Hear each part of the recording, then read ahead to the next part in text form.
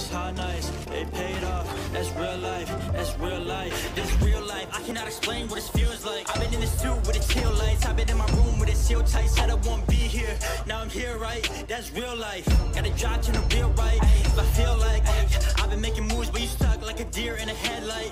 Gotta veer right, gotta clear sight. In a tough year for everyone, Marvel's managed to give us something to look forward to. We've had a string of adventures with characters we know and love across 5 TV shows and 36 episodes of content. Thanks, Marvel! Of course, it also came with what feels like 7 years of previously ons and opening credits, so here's a sin instead. Alas, this is the last time I get to use this sin for this show. Discount Jeremy hates previously on segments cliche. It feels like the end of an era.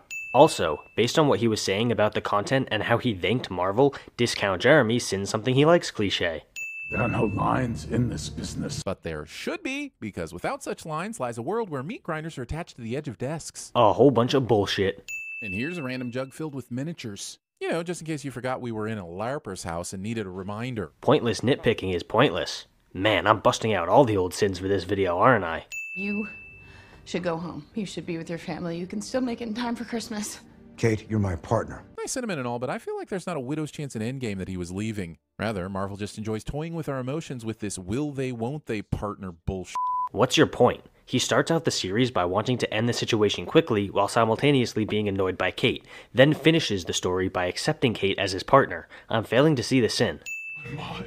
She's turned on us. Okay, let's have a look at Kingpin's abilities. Criminal mastermind, highly intelligent, above average strength and durability. Nope, not seeing f***ing telepathy anywhere. So how the hell did he see through Maya's expert level poker face and figure out she was ready to betray him? Did you not think about this script before you finished the video? You literally just said that he's very intelligent, but now you're acting like he shouldn't have been able to see through Maya's poker face? If he's intelligent, then it makes sense that he would figure it out.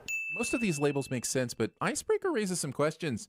How often does Hawkeye come up against ice in such quantities as to require a specific arrow? This show takes place right before Christmas. You know, in the winter? Let's think. Why would someone want an icebreaker weapon in the winter?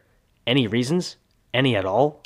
So if you're gonna do this, I just want to know you're ready. And short-term memory be damned, as Clint appears to have forgotten that Kate has already been doing this in stating she is well aware of the risk for all of the Some episodes. Okay, but she hasn't actually been going into the field and doing this for very long. Her experience has really just been training and then a few real fights. That doesn't automatically make her ready. He doesn't know if she's really prepared for this real-life situation. Fighting aliens with a stick and a string. Okay, Kate, we get it. He's woefully inequipped to be an Avenger. Lay off the guy already, sheesh. And the disrespect continues with another 10 sins. What are our assets? What are our threats? Dude, what about your assets? Okay, there's no Sheld, no Stark, no Cap, but what about Sword, Spider-Man, or even Ant-Man? Or does he only get to swap phone numbers when he becomes an Avenger himself? First of all, that was another disrespectful dig at Hawkeye, so here's another 10 sins. And second, you mentioned Sword, Spider-Man, and Ant-Man. He probably has zero contact with Sword because he's never been involved with them, so we can rule them out. He's never really interacted with Spider-Man much at all, only in passing and in fighting against him, meaning that he probably doesn't even have his contact information, so he's out. And finally, there's Ant-Man. Scott is the one person who Clint actually might have been able to get in contact with, but I think it's safe to assume that he would be respectful of Scott's privacy after the events of Endgame, based on the fact that Scott just wants to spend time with his family, and that's exactly what Clint wants to do. It's a weird flex, but sure. Title of my sex tape? Nope, this sex tape joke is still not working for you, bud. I've never dodged a sniper's bullet before, so I don't mean to judge too harshly here, but would Mr. Sniper have a much harder time hitting you if you crawled below the window as opposed to above it? But you're forgetting the fact that these people are panicking as a result of the sniper who's shooting into the room. They're not thinking about shit like that. Hey, you okay? Yes, but she should be a flattened and super dead Kate Pancake. Except the clip you just played showed Kate's descent being slowed by the wire. If you're gonna lie, at least don't show something that proves the lie wrong while you're telling it. Does this really need an audible beep? Wouldn't a silent beep always be preferable, no matter the mission? Pointless nitpicking is pointless. I think even Penn and Teller would struggle to work out what kind of dark magic Kazi used to surprise Hawkeye from out of f***ing nowhere here. Wait, so you're admitting that Hawkeye is a badass who would be super difficult to sneak up on?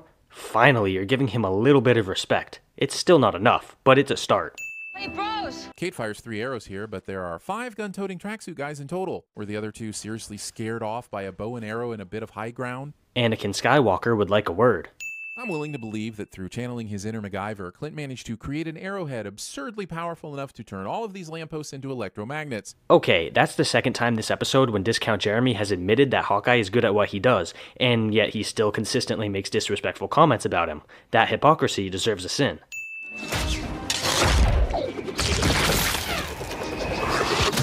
Nice shot! Okay, awesome callback, and I suppose none of this is particularly impossible, but you always have to ask yourself, wouldn't it be easier if Hawkeye pulled out another explodey arrow instead of this trick shot that he himself admitted to only having pulled off a few times? Or wouldn't it be easier for Kazi to step to one side instead of relying on the Force or some shit to catch this arrow? Or wouldn't it be easier to base your superhero show around an actual superhero? What did I just say? Man, he keeps racking them up. Prepare yourself for the whiplash of several boss battles all climaxing at the same time. If you thought the They Survived This-a-thon was over, you were wrong. Why is this a sin? Why shouldn't the boss battles be saved for the climax? That's like storytelling 101. I need to know what happened. My goodness, Marvel loves previously on segments so much it's working one right into the middle of its damn finale. Holy shit, I spoke too soon. This is actually my last time using this sin with this show. Discount Jeremy hates previously on segments cliche. Kate, all of the survives, all of the this. Okay, look, this finale absolutely sucked, so I'm failing to see how it's so difficult for you to come up with actual sins. All Kingpin did here was toss her around the room. Why should she die from that? Police arrived just in time to be of no f***ing use to anybody in a finale cliche. Discount Jeremy arrives just in time to misuse the word cliche. Cliche.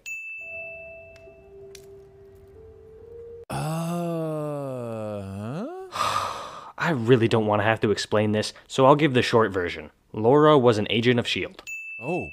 Oh no. I think maybe I made this full song extra credit scene exist because of the sin from episode 1, and I'm not sorry? Regardless, I can sin this all day! Discount Jeremy sings something he likes cliche. Also, Discount Jeremy sings in a video cliche. Or should I say he tries to sing.